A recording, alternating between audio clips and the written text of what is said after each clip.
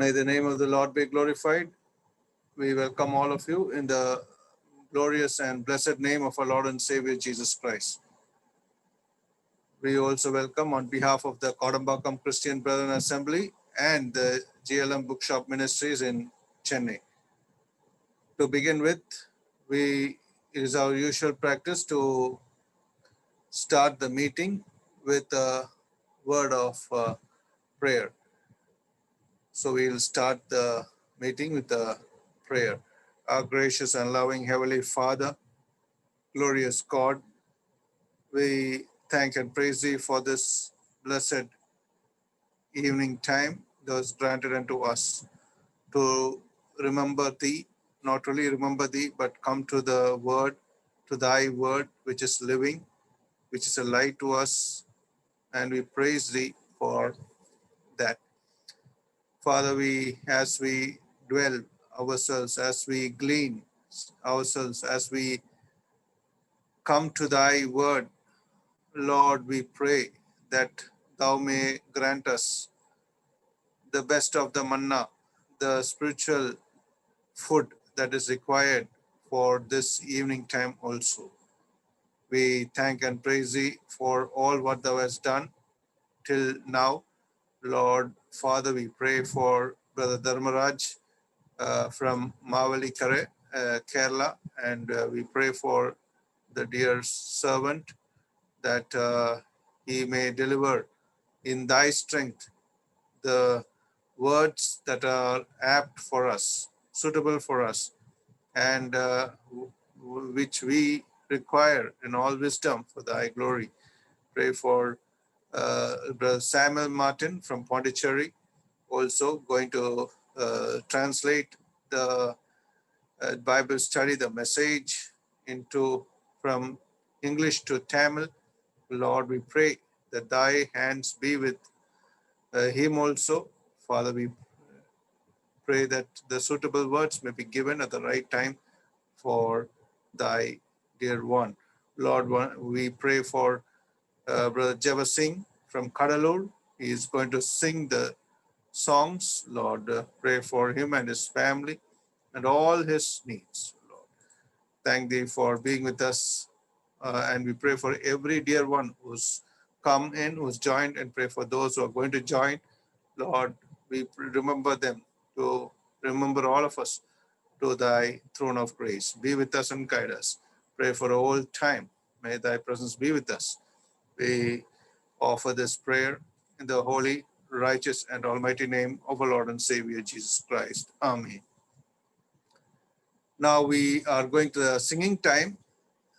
For today's singing time, we have with us Brother Java Singh from Kadalur. Our dear brother has been a part of this, helping us in this ministry right from the beginning in the month of March or April, and right from the time when the coronavirus was there much deep inside this country. And Kodambakam Zoom Bible study meetings and other meetings, he was very much involved. And we praise God for him being ready always to sing songs for wherever he is able to be available. We give all glory and honor to God for him. And now we take you to Kadalur to Brother Java Singh. Thank you, brother. Can you hear me? Yes, we can hear you. Thank you. Thank you for the one more opportunity.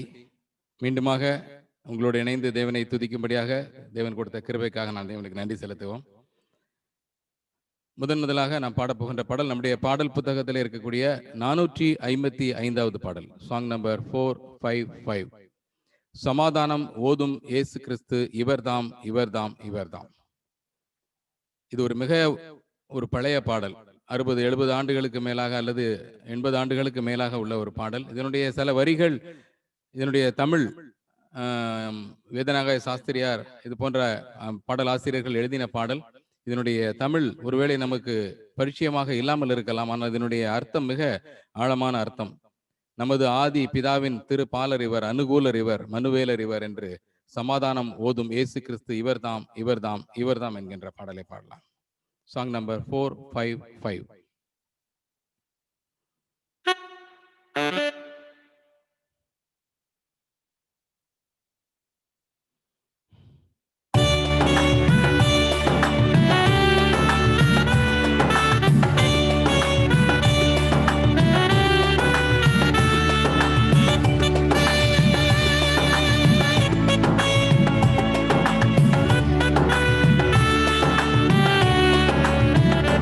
சமாதானம் ஓதும் இயேசு கிறிஸ்து இவர்தாம் இவர்தாம் இவர்தாம் இவர்தாம். சமாதானம் ஓதும் இயேசு கிறிஸ்து இவர்தாம் இவர்தாம் இவர்தாம் இவர்தாம். நமதாதி பிதா பின் திருப்பாலறிவர் அனுகூலறிவர் மனுவேலறிவர். சமாதானம் ஓதும் இயேசு கிறிஸ்து இவர்தாம் இவர்தாம் இவர்தாம் இவர்தாம்.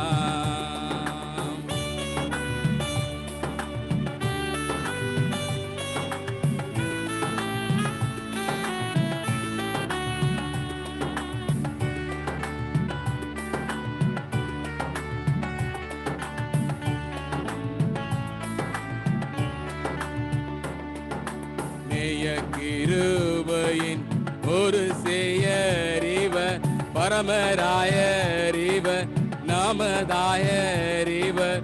சமாதானம் ஓதும் இயேசு கிறிஸ்து இவர்தாம் இவர்தாம் இவர்தாம் இவர்தாம்.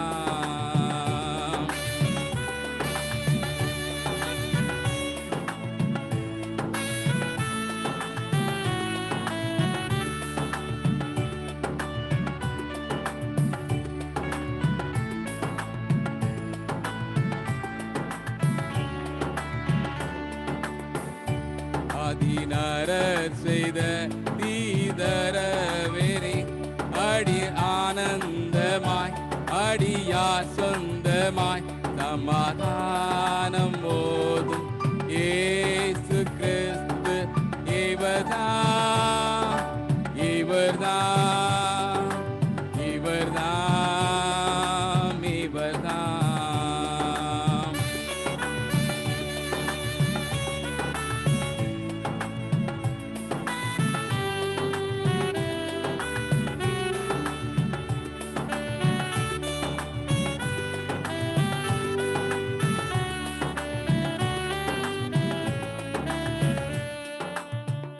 மெய்யாகவே மேசையாவோ மேரி நம்மை நாடினாரே கிருபை கூறினாரே. சமாதானம் ஓதும் இயேசு கிறிஸ்து இவர்தாம் இவர்தாம் இவர்தாம் இவர்தாம் இவர்தாம் இவர்தாம் இவர்தாம் இவர்தாம்.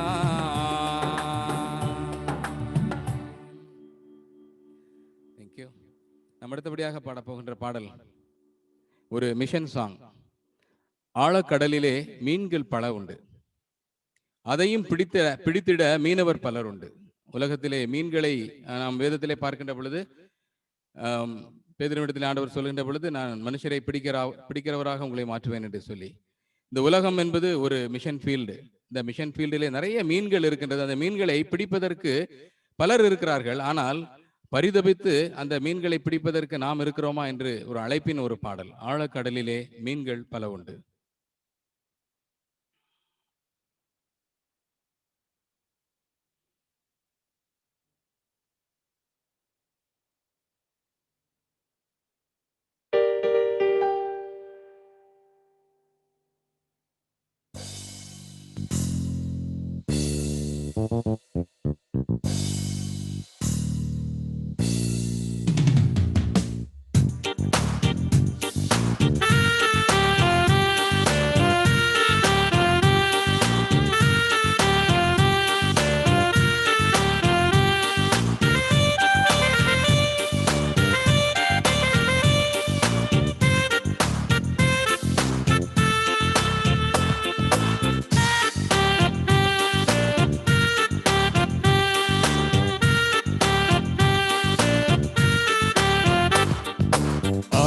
ஆழக்கடலிலே மீன்கள் பல உண்டு அதையும் பிடித்திட மீனவர் பலருண்டு. ஆழக்கடலிலே மீன்கள் பல உண்டு அதையும் பிடித்திட மீனவர் பலருண்டு. அழியும் ஆத்துமாக்கள் அழியும் பல உண்டு அதற்காய் பரிதபிக்க இங்கே யாருண்டு.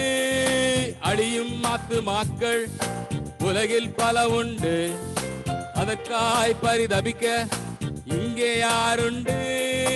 யாரை அனுப்புவேன் யார் என் மேலையாய் போவா. யாரை அனுப்புவேன் யார் என் மேலையாய் போவா. ஓ ஓ ஓ ஓ ஓ ஓ.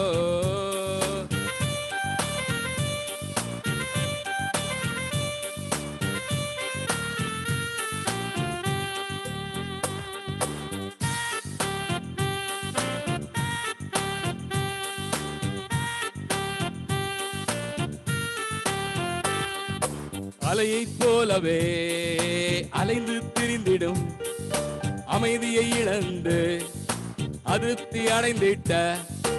அலையைப் போலவே அலைந்து திரிந்திடும் அமைதியை இழந்து அதிருப்தி அடைந்திட்ட. அநேகம் பேருண்டு அழைத்திட யாருண்டு. அநேகம் பேருண்டு அழைத்திட யாருண்டு. அநேகம் பேருண்டு மீட்டிட யாருண்டு. அநேகம் பேருண்டு மீட்டிட நீயுண்டு.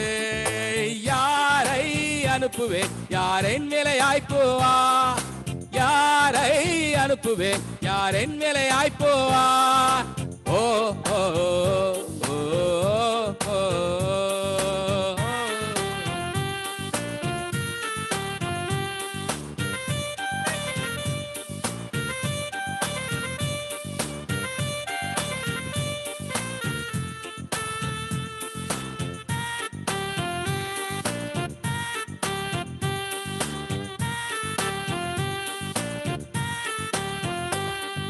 சிலுவை அன்பினை சற்றும் அறியாமல் சிந்திய ரத்தத்தின் மகத்துவம் உணராமல். சிலுவை அன்பினை சற்றும் அறியாமல் சிந்திய ரத்தத்தின் மகத்துவம் உணராமல் ஜீவிக்கும் மக்களை நேசிக்க யாருண்டு. ஜீவனை கொடுத்தவர் இயேசுவை தானுண்டு. ஆண்டவர் இயேசுவை அறிவிக்க யாருண்டு. ஆண்டவர் தேடிடும் மனிதன் நீயுண்டு. யாரை அனுப்புவேன் யார் என் மேலையாய் போவா.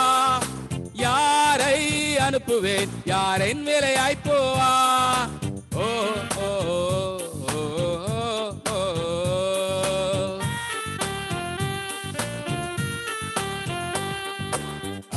கடலிலே மீன்கள் பல உண்டு அதையும் பிடித்திட மீனவர் பலருண்டு. ஆழக்கடலிலே மீன்கள் பல உண்டு அதையும் பிடித்திட மீன்கள் பல உண்டு. அழியும் ஆத்துமாக்கள் உலகில் பல உண்டு அதற்காய் பரிதபிக்க இங்கே யாருண்டு. அழியும் ஆத்துமாக்கள் உலகில் பல உண்டு அதற்காய் பரிதபிக்க இங்கே யாருண்டு. யாரை அனுப்புவேன் யார் என் மேலையாய் போவா. யாரை அனுப்புவேன் யார் என் மேலையாய் போவா. ஓ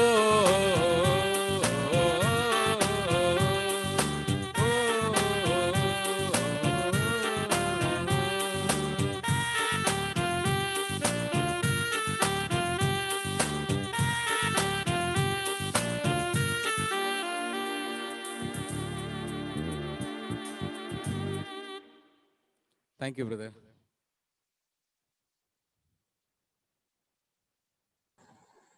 Thank you, brother Jabas Singh from Kadalur for the two blessed songs.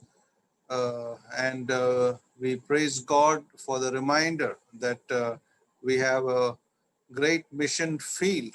The people in India is itself 130 crores. So we have a big duty to spread the gospel to many unknown about the Lord personally. They have to know the Lord personally and at least know the gospel to a personal way. And if they accept it, we have caught the fish, and it's glory to God. Thank you, brother, for reminding us of this fact to the song. Truth to the song, may the Lord be with you and your family and the assembly where your fellowship in Cuddalore. We welcome all of you in the glorious and blessed name of our Lord and Savior Jesus Christ once more. And also we welcome on behalf of the Kodambakam Christian Brethren Assembly and GLM Bookshop Ministries in Chennai. Today and tomorrow, God willing, we are having with today and tomorrow, God willing, we have with us Brother Dharmaraj from Mavelikare in Kerala, from Kerala, and he has accepted our invitation. So we give glory to God for that, and we praise God for that. We are happy to have our dear brother Dharmaraj amongst ourselves this evening time, because we had quite a long list of speakers during this 186 Kodambakam Zoom Bible study meetings. I haven't counted how many I have come. I have accepted our invitation, but very good number of blessed speakers had teachers, Bible teachers had accepted. And we praise God for what God is doing, around 70 plus. So we give all glory and honor to God. Now today, Dharmaraj is also a blessed Bible teacher. He is quite good in counseling, and God has given him that gift to do the right teaching for those who are in a troubled time. We are all in a troubled time, spiritually, financially, physically, in very many ways. Some are fallen sick due to COVID, coronavirus. So this is a time we require such encouraging speakers who would encourage us a lot from the storm. It is easy to preach and give the Bible teaching when we all have a very easy going, but very difficult when there's a storm amidst us. So we thank God for Dharmaraj brother, for him having accepted our invitation, and we praise God for what God has done through him. And now also we give all glory and honor to God. The topic will be disclosed by our dear brother Dharmaraj himself, and we know what it is. It is already there, facing trials in life. Yes, we have a lot of trials, and facing the trials in life based on the book of James. So we welcome our dear brother Dharmaraj, and may God be with him as he delivers the message or the Bible teaching. And now we go into the Bible study. We also welcome our dear brother Samuel Martin from Pondicherry, and he has also accepted our invitation. We praise God for him having accepted our invitation to translate the Bible study or the message from English to Tamil, and we give all glory and honor to God, for Samuel has been always ready to do that, and we know he's a dear friend of mine, and we continue to glorify God for all this. Now we welcome all of you from various places, in different places in Tamil Nadu and Kerala and India. We give glory to God for you having come in. May the blessed Lord be with you and each one of you, so that as you learn from the word of God, it will be blessed, and you would gain more wisdom from the word which is required at this hour. And prayerfully, let us go into the Bible study. So for the prayer time, we request from Coimbatore, our dear elderly uncle for the blessing of the message for the prayer. We request Brother KV Zachariah to pray and we'll go into the Bible study. Over to Coimbatore.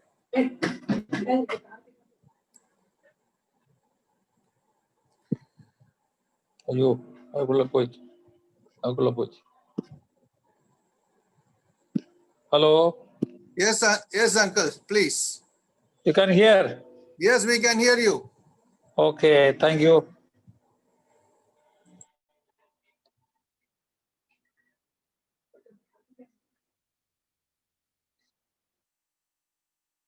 எங்களை அளவில்லாமல் நேசிக்கிற பரலோக பிதாவே, இந்த மாலை பொழுதுக்காக நன்றி செலுத்துகிறோம். உங்களுடைய பிள்ளைகளாக நாங்கள் ஒருமித்து கர்த்தாவே உங்களுடைய சமூகத்திலே கூடியிருந்து உங்களுடைய திருவசனத்தை நாங்கள் கேட்கும்படியான இந்த நல்ல தருணத்தை எங்களுக்கு தந்ததுக்காக நன்றி செலுத்துகிறோம். கடந்த அநேக நாட்களாக மாதங்களாக கர்த்தாவே உங்களுடைய வார்த்தைகள் கோடம்பாக்க சபையார் மூலமாக எங்களுக்கு கர்த்தாவே அதிகமாக நீர் ஆசீர்வாதமாக உங்களுடைய வார்த்தைகளை பகிர்ந்து கொடுத்ததுக்காக நன்றி செலுத்துகிறோம். இந்த நாளிலும் அருமையான சகோதரர் தர்மராஜ் மூலமாக கர்த்தாவே நீர் எங்களோடு பேச போவதற்காக நன்றி செலுத்துகிறோம். உங்களுடைய ஜீவன வார்த்தைகளே பரிசுத்தாவின் வல்லமையை கொண்டு நீர் எங்களுக்கு ஆசீர்வதித்து தர வேண்டுமாய் ஜெபிக்கிறோம். டிரான்ஸ்லேட் செய்கிற சகோதரன் மாற்றிற்காக நன்றி செலுத்துகிறோம். அவரை நீர் பலப்படுத்த வேண்டுமாய் ஜெபிக்கிறோம். கர்த்தாவே இந்த நாளில் கூடி வந்திருக்கிற உங்களுடைய பிள்ளைகளை ஒவ்வொருத்தரையும் ஆசீர்வதித்திலும் கர்த்தாவே இந்த நாளில் உங்களுடைய நாமம் எங்கள் மத்தியில மகிமைப்பட வேண்டுமாய் நாங்கள் ஜெபிக்கிறோம். சகோதரன் சந்தோஷக்காக விசேஷமாக ஜெபிக்கிறோம். அவரையும் குடும்பமாக நீர் ஆசீர்வதித்து மட்டும் நடத்துவதற்காக நன்றி செலுத்துகிறோம். சுத்தியான மகிமையெல்லாம் கேரெடுக்கிறோம். கர்த்தராகிய இயேசு கிறிஸ்து நாமத்தில் தாழ்மையோடு ஜெபிக்கிறோம் பரமபிதாவே. ஆமென்.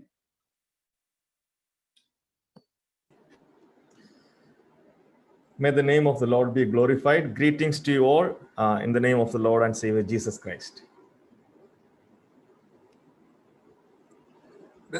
Brother, we have made you the co-host. You can go for the screen sharing. Okay. Dharmaraj brother. Yes. May the name of the Lord be glorified.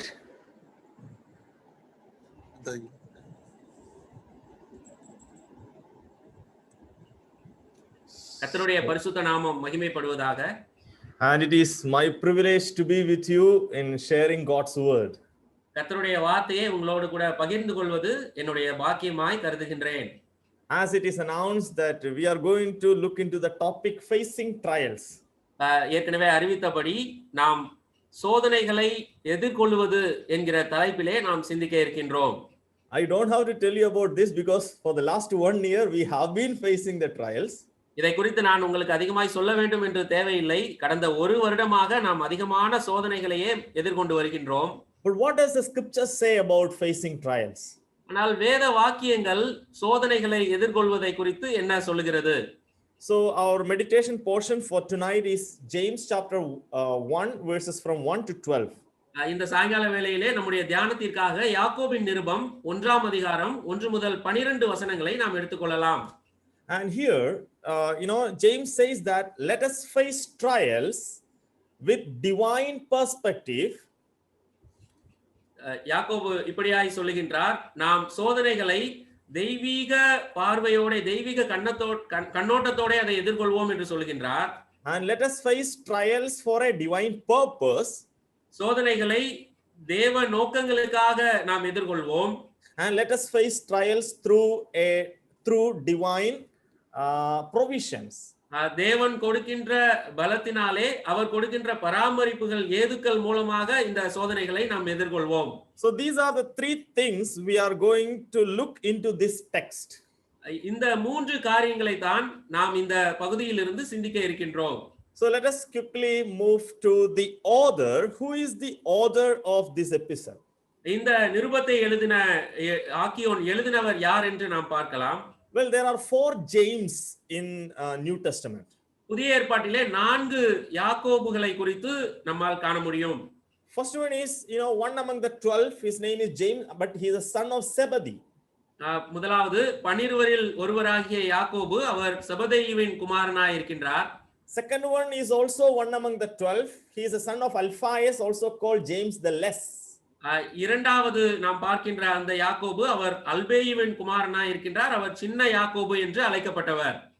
And number 3, James is not so significant one, but he's a father of Judas, not Iscariot, but Judas.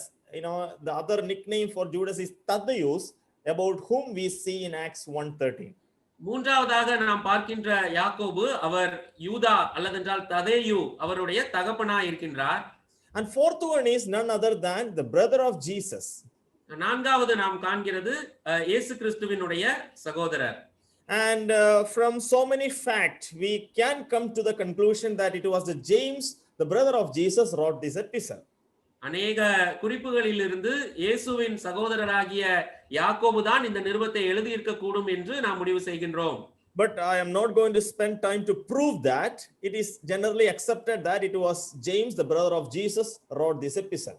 அதை நான் உறுதி செய்யும்படியாய் நான் முயற்சி செய்யவில்லை. ஆனால் பொதுவாக ஒத்துக்கொள்ளப்படக்கூடிய விஷயமா இது இருக்கிறது. இயேசுவினுடைய சகோதரர் யாக்கோபு இந்த நிருபத்தை எழுதியிருக்கின்றார். Now, keeping that in mind, when we start reading this epistle, James chapter 1 verse 1, what do we read there? இதை மனதிலே வைத்துக்கொண்டு நாம் இந்த நிருபத்தை படிப்போம் என்று சொன்னால் 1ஆம் அதிகாரம் 1ஆம் வசனம் அது என்ன சொல்கிறது? James, a born servant of God and of Lord Jesus Christ. அங்கே தேவனுக்கும் கர்த்தராகிய இயேசு கிறிஸ்துவுக்கும் ஊழியக்காரனாகிய யாக்கோபு. Yeah, I was actually wondered at this phrase.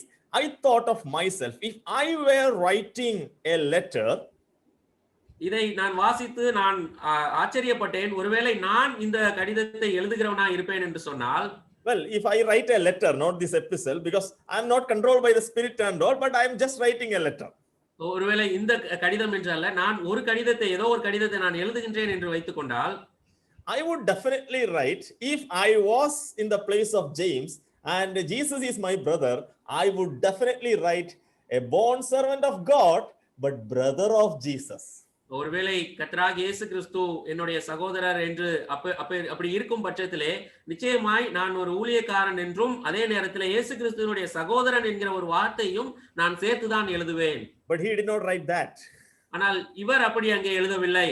He is a born servant for both God and Lord Jesus Christ. இங்கே தேவனுக்கும் கர்த்தராகிய இயேசு கிறிஸ்துவுக்கும் ஊழியக்காரனாகிய என்று அவர் எழுதுகிறதை நாம் காண்கின்றோம். That itself shows the humility of this man. இந்த மனிதனுடைய தாழ்மையை அது நமக்கு காண்பிக்கிறது. And this James became the pillar in Jerusalem church within a short time after the church is on the growth. சபை வளர ஆரம்பித்த அந்த காலத்திலே எருசலேம் திருச்சபைக்கு ஒரு தூண் போன்று ஆதாரமாய் நின்றது இந்த யாக்கோபு என்று நாம் அறிகின்றோம். And he writes this epistle. This is a general epistle writing to the scattered believers. இது ஒரு பொதுவான நிருபமாய் இருக்கிறது. சிதறி இருக்கிற விசுவாசிகளுக்காய் எழுதப்பட்ட நிருபம். Now, let us see point number 1 there, facing trials with divine perspective. முதல் குறிப்பை நாம் காணலாம். சோதனைகளை தேவ கண்ணோட்டத்திலே நாம் பார்க்கிறது. And here we read the words that consider it pure joy, my brothers, whenever face trials of many kinds. அங்கே நீங்கள் பலவிதமான சோதனைகளில் அகப்படும் போது அதை மிகுந்த சந்தோஷமாக எண்ணுங்கள் என்று அவர் சொல்கின்றார். So the possibilities of trials are there. It is not a probability or possibility, but the trials are there for Christians. That's what we understand from these words. ஒருவேளை சோதனைகள் இருக்கலாம், வர நேரிடலாம் என்று அல்ல, விசுவாசிகளுக்கு சோதனைகள் உண்டு என்பதையே இந்த வார்த்தைகள் நமக்கு சொல்கிறது. But the word that written here is consider it pure joy. Consider meaning is you experiment it, you attempt it, it is for proving, it is for a trial. So many meanings are there. அதை மிகுந்த சந்தோஷமாக எண்ணுங்கள், அதை எடுத்துக்கொள்ளுங்கள், அதை ஒரு செய்கையாக நீங்கள் செய்து பாருங்கள், அதை உறுதிப்படுத்திக் கொள்ளுங்கள் என்கின்ற அர்த்தங்களை அது நமக்கு தருகிறது. I have taken from another version so that we will get the exact picture of that verse. That is, dear brothers and sisters, when trouble comes your way, consider it an opportunity for great joy. இன்னொரு மொழியாக்கத்திலிருந்து நான் இந்த வசனத்தை புரிந்து கொள்ளும்படியா எடுத்தேன். பிரியமான சகோதர சகோதரிகளே, உபத்திரவங்கள் உங்களுடைய பாதையிலே வரும் பொழுது, நேரிடும் பொழுது ஒரு சந்தோஷத்திற்கான வாய்ப்பாக அதை நீங்கள் எடுத்துக்கொள்ளுங்கள் என்று சொல்லப்படுகிறது. We know that we have so many testimonies. I am very much sure that each of you can say that when you faced a trial and God made you to overcome, you have wonderful testimonies that God was with you and you praised God in many times. நாம் அநேக சாட்சிகளை கேட்டிருக்கிறோம். நம்மிடத்திலும் அநேக சாட்சிகள் உண்டு. நாம் ஒரு சோதனையை நமக்கு அனுமதிக்கப்பட்டு அதை மேற்கொண்டு நாம் வரும் பொழுது நிச்சயமாய் அந்த இடத்துல அதிக சந்தோஷம் இருக்கிறதை நாம் சாட்சியிட்டு கூற முடியும். So the divine perspective of facing trial is that you consider it and count it for joy. That is a perspective. ஆகவே தெய்வீக கண்ணோட்டத்திலே நாம் இந்த சோதனைகளை பார்க்கும் பொழுது அவைகளை நாம் சந்தோஷமாக, மிகுந்த சந்தோஷமாக எண்ண வேண்டும். But look at the world, even in Kerala, when the corona situation, it came as a trial or a test. Many people they ended up their lives and they do not know what to do. They are in perplexed situation. Well, but as Christians, we have a divine perspective. ஆனால் உலகத்தை நோக்கி பாருங்கள். கேரளா மாநிலத்திலும் கூட அநேகர் இந்த corona வியாதி வந்த பொழுது தங்களுடைய வாழ்க்கையே முடிந்து விட்டதாக எண்ணி அதற்கு மேல் வேறொரு நம்பிக்கையும் இல்லை என்று சொல்லி அவர்கள் தங்களுடைய முடிவுக்கு நேராய் வந்தார்கள். ஆனால் நமக்கோ தெய்வீக கண்ணோட்டம் உண்டு. Second one, facing trials for divine purpose. இரண்டாவது குறிப்பு, சோதனைகளை நாம் எதிர்கொள்வது அது தெய்வீக நோக்கத்திற்காக நாம் எதிர்கொள்ள வேண்டும். When God gives us a test or when God gives us a trial, he has a purpose. தேவன் நமக்கு ஒரு உபத்திரவத்தை, ஒரு சோதனையை அவர் கொடுப்பார் என்று சொன்னால் அதற்கென்று அவர் ஒரு நோக்கத்தை வைத்திருக்கிறார். And look at this verse 3, knowing that the testing of your faith produce patience.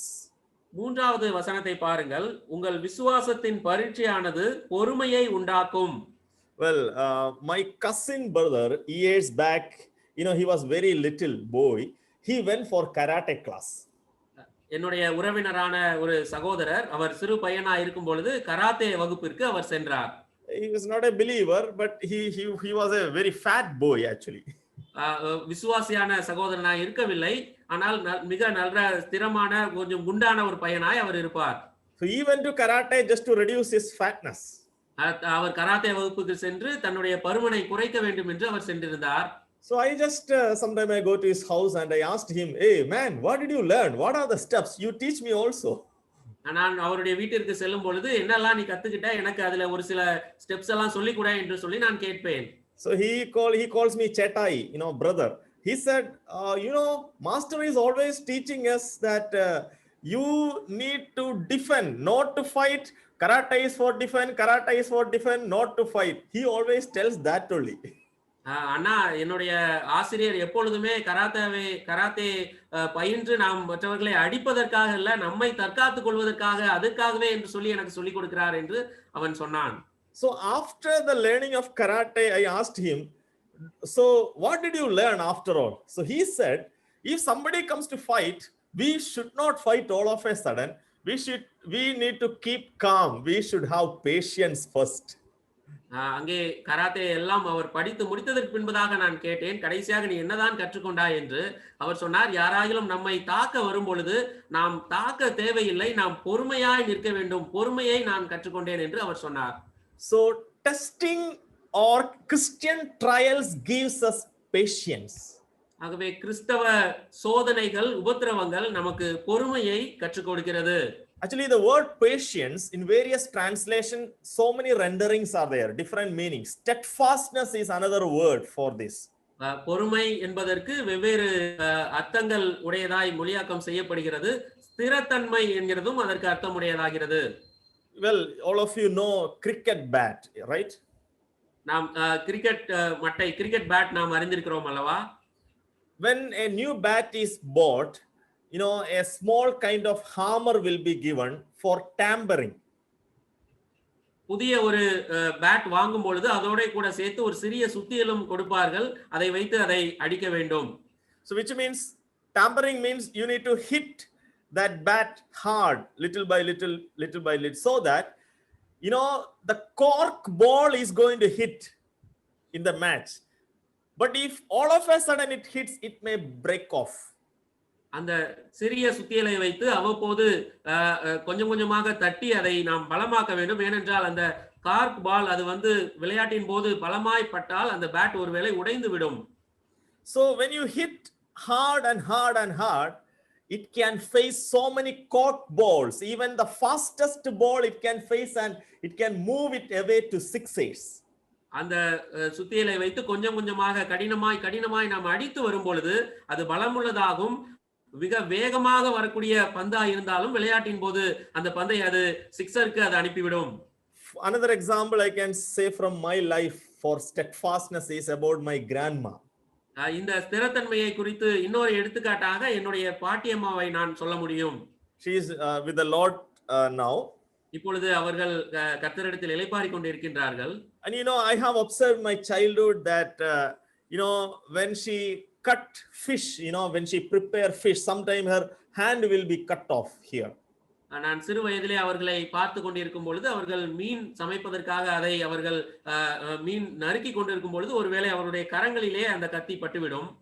Suddenly, I sometime, I wondered, she is never crying.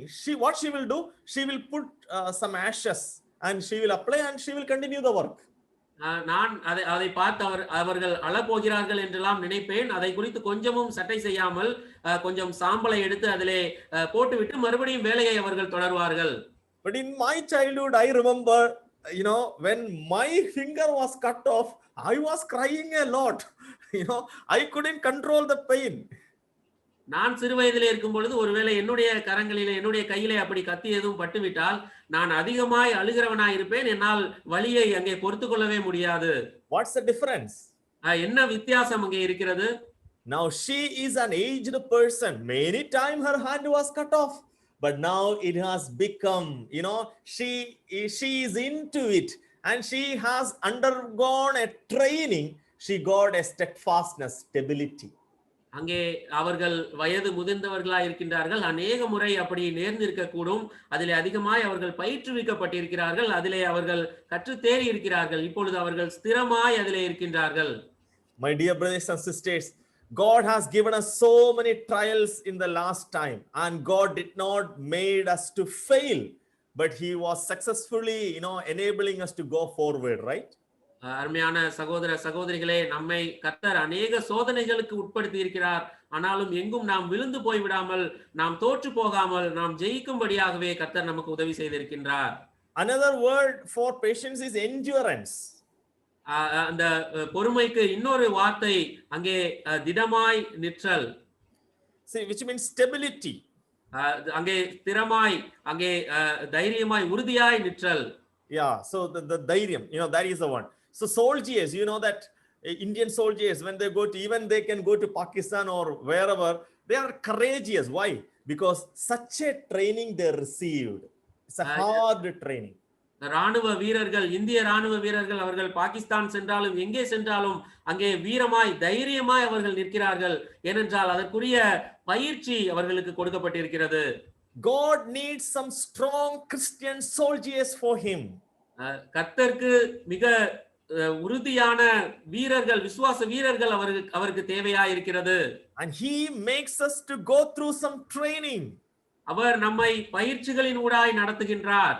When we go through the training and we are receiving stars, just like the soldiers, we are ready for the mission. நாம் பயிற்சிகளை எல்லாம் முடித்து அங்கே வீரர்களை போன்று நாம் அந்த நட்சத்திரங்களை எல்லாம் பரிசாய் பெறுவோம் என்று சொன்னால் நாம் இப்பொழுது அந்த சோதனைக்கு பரீட்சைக்கு நாம் தயாராயிருக்கின்றோம்.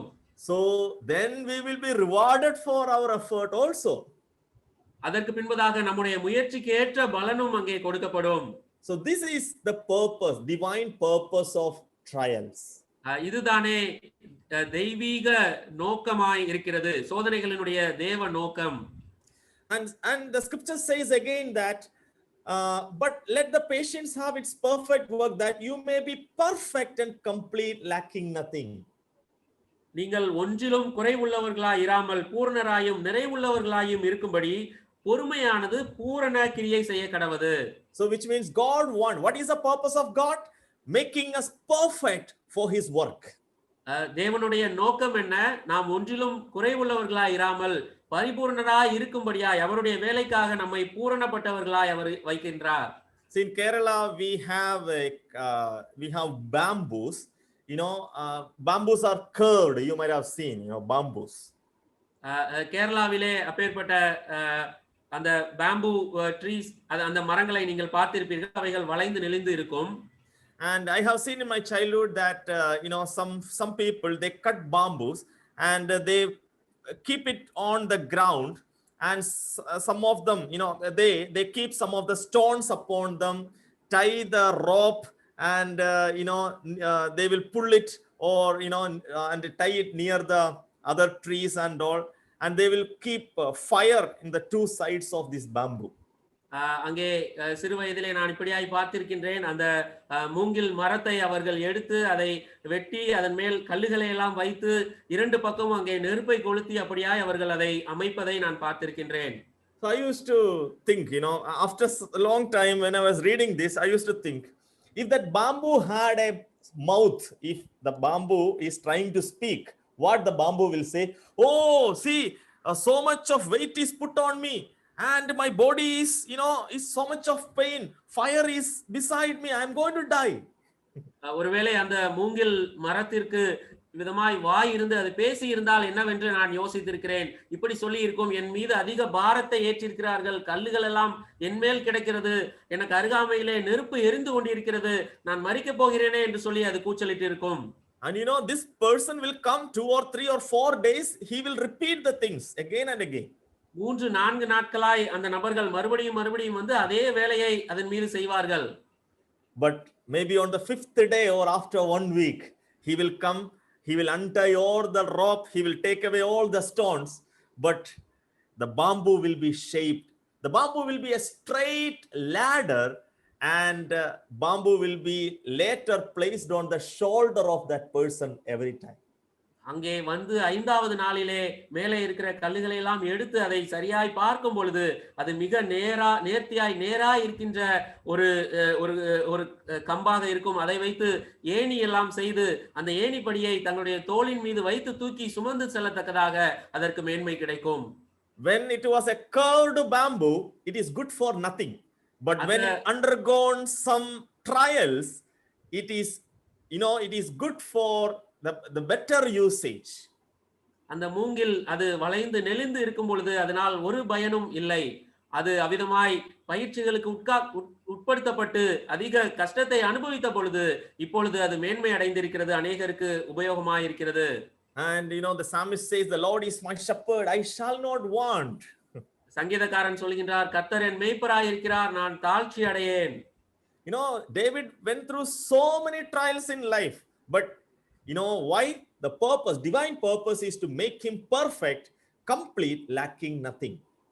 தாவீது அநேக உபத்திரவங்கள் சோதனைகள் வழியாய் சென்றிருக்கின்றார். ஆனால் தேவனுடைய நோக்கம் அவரை குறித்து என்ன? ஒன்றிலும் குறைவில்லாமல் பூரணப்படும்படியாய் தேவ நோக்கம் அவருக்காய் இருந்தது. Now, third point, facing trials through divine provisions. மூன்றாவது குறிப்பு, சோதனைகளை மேற்கொள்ளும்படியாய் தெய்வீக பராமரிப்புகள், தெய்வீக ஏதுக்கள். So when we face trials, we are not alone. God gives us some provision so that we will get through the trials.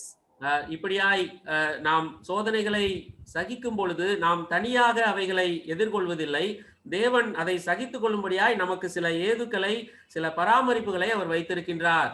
Provision number 1, we can read there from 5 to 8. அங்கே அந்த முதலாவது ஏது என்னதென்று நாம் 5 முதல் 8 வசனங்களிலே நம்மால் காண முடியும். There, from 5 to 8 we read, faith is provision number 1. அங்கே விசுவாசமானது முதல் ஏதுவாய், முதல் பராமரிப்புக்கான அந்த காரியமாய் இருக்கிறது. Brother, you can read from 5 to 8. 5 முதல் 8 வரைக்கும் உள்ள வசனங்கள். உங்களில் ஒருவன் ஞானத்தில் குறைவுள்ளவனாய் இருந்தால் யாவருக்கும் சம்பூரணமாய் கொடுக்கிறவரும் ஒருவரையும் கடிந்து கொள்ளாதவருமாகிய தேவனிடத்தில் கேட்க கடவன், அப்பொழுது அவனுக்கு கொடுக்கப்படும். ஆனாகிலும் ஆனாலும் அவன் எவ்வளவாகிலும் சந்தேகப்படாமல் விசுவாசத்தோட கேட்க கடவன். சந்தேகப்படுகிறவன் காற்றினால் அடிபட்டு அலைகிற கடலின் அலைக்கு ஒப்பாயிருக்கிறான். அப்படிப்பட்ட மனுஷன் தான் கர்த்தரிடத்தில் எதையாகிலும் பெறலாம் என்று நினையாதிருப்பானாக. இரு மனமுள்ளவன் தன் வழிகளில் எல்லாம் நிலையற்றவனாய் இருக்கிறான். Okay, so here we see that, you know, the next segment, verse 5 begins with, if any of you lack wisdom, he should ask God. இங்கே 5வது வசனம் இப்படியாய் ஆரம்பிக்கிறது. உங்களில் ஒருவன் ஞானத்தில் குறைவுள்ளவனாய் இருந்தால் அவன் தேவனிடத்தில் கேட்க கடவன். Well, it is not about the intellectual capability, no. அது அறிவு சார்ந்த திறமை, அறிவு சார்ந்த அதனுடைய திறன் எவ்வளவு என்று அதை குறித்து அல்ல. So if if we pray, definitely God will give intellectual capability for sure, but this is not talking about the intellectual capacity to be increased, no.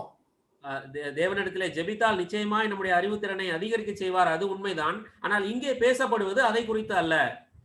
Then what it is spoken of here, we read in verse 3, knowing that the testing of faith produce patience, right? 3ஆம் வசனத்திலே நாம் என்ன வாசிக்கின்றோம்? அங்கே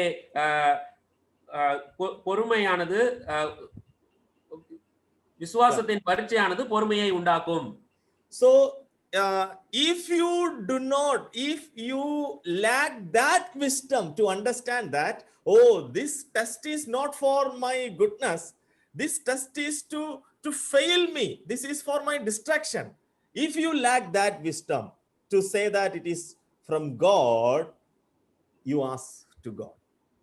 ஒருவேளை உங்களுக்கு அந்த புரிதல் இல்லை என்று சொன்னால், இந்த சோதனையானது என்னை விழ தள்ளும்படிக்குதான், நான் தோற்று போகும்படிக்குதான் இந்த பரீட்சை இருக்கிறது என்று நீங்கள் நினைத்து கொண்டிருப்பீர்கள் என்று சொன்னால், இந்த விசுவாசம் உங்களை பொறுமையடைய செய்கிறது என்று அறியாமல் இருப்பீர்கள் என்று சொன்னால், அதற்கேற்ற ஞானம் கிடைக்கும்படியாய் தேவனிடத்தில் கேட்க வேண்டும்.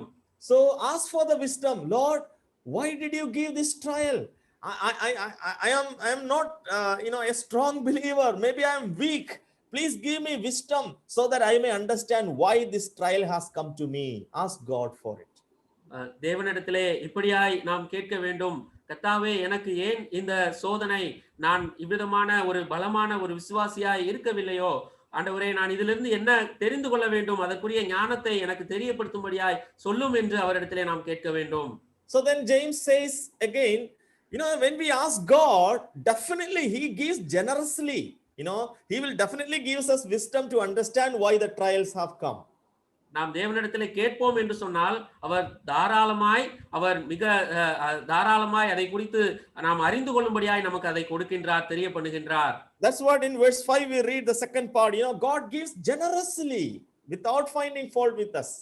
அங்கே சம்பூர்ணமாய் கொடுக்கிறவரும் ஒருவரையும் கடிந்து கொள்ளாதவரும் என்று அவரை குறித்து நாம் 5ஆம் வசனத்திலே வாசிக்கிறோம். It doesn't matter what is our spiritual status, maybe less in faith or more in faith, but just ask for the wisdom. நம்முடைய விசுவாச நிலை என்னது என்பது நாம் ஒருவேளை அறியாமல் இருக்கலாம். விசுவாசத்திலே குறைவுள்ளவர்களாகவோ நிறைவுள்ளவர்களாகவோ இருக்கலாம். ஆனாலும் கூட அவரிடத்திலே ஞானத்தை நாம் கேட்கும் பொழுது அவர் கொடுக்கின்றார். Doesn't matter how much we need, doesn't matter what is the degree of our faith or our trials, God would definitely generously give us. ஒருவேளை எவ்வளவாய் நமக்கு தேவை என்றும் நாம் அறியாமல் இருக்கலாம். எந்த அளவிற்கு நம்முடைய உபத்திரவத்தின் அளவு இருக்கிறது என்றும் கூட நாம் அறியாமல் இருக்கலாம். கர்த்தர் அவர் பரிபூர்ணமாய் நமக்கு அதற்கேற்ற விதத்திலே கொடுக்கிறவராய் இருக்கின்றார். See here, it is an amazing phrase that without finding fault with us, because he is an omniscient God, right? But still he would generously give us wisdom to face trials.